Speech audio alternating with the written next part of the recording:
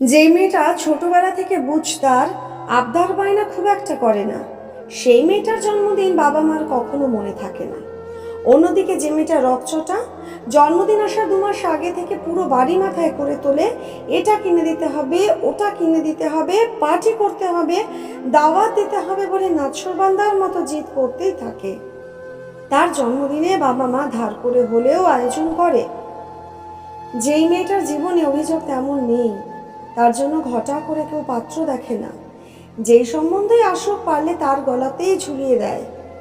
ও অনেক বুঝতার, কোনো চাহিদা নেই, যেভাবে রাখবেন সেভাবেই থাকবে, এসব বলে কোনো মতে গুছিয়ে দেওয়ার চেষ্টা। অথচ যে মেয়েটা মাংস ছাড়া একবেলা ভাত খায় না, তার জন্য ঠিকই ছাঁকনি দিয়ে ছেঁকে এমন পরিবার খুঁজে আনা হয় যেখানে প্রতিবেলা মাংসই খাওয়ানো হবে, যেখানে তাকে নিজের হাতে কোনো কাজ করতে হবে না। যেই মেয়ে ডিজাইনার লেহেঙ্গা ছাড়া বিয়ে ভেঙে দেওয়া হুমকি দেয়, তার জন্য প্রেমিক ধার করে হলেও লেহেঙ্গা কেনার ব্যবস্থা করে।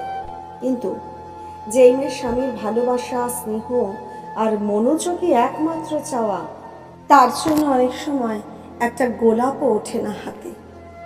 যে বউ ঘরে প্রবেশ করার আগেই শর্ত দেয়, এটা এটা এটা হলে আমি আপনার ছেলের ঘর করব, বুকে পাথর চেপে হলেও শ্বশুরবাড়ি সেই শর্ত মানতে বাধ্য থাকে। কিন্তু যেই বউ সবাইকে বোঝার চেষ্টা করে, সবার দিক বিবেচনা করে, কখনো সেই বউকে হাত খরচের জন্য 200 টাকা দেওয়ার কথা কারো মাথায় আসে না। পৃথিবীতে যারা বোঝে তাদের বুঝেই যেতে হয়, যারা ছাড় দেয় তারা ছাড় দিতেই থাকে। কিন্তু এই মানুষগুলোকে কেউ বোঝে না, এই মানুষগুলোকে কেউ ছাড় দেয় না।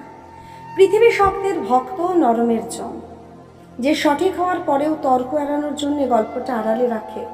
ভুল জায়গায় দাঁড়িয়ে অন্যায়কারী মানুষটাই নিজের মতো গল্প সাজিয়ে তাকে ভিলেন হিসেবে উপস্থাপন করে। পৃথিবী নরম মনের মানুষকে ব্যবহার করার জন্য সবার আগে মাথায় আনলেও কদর করে সবসময় পাথর দিলের জালিমদেরকেই। নমস্কার।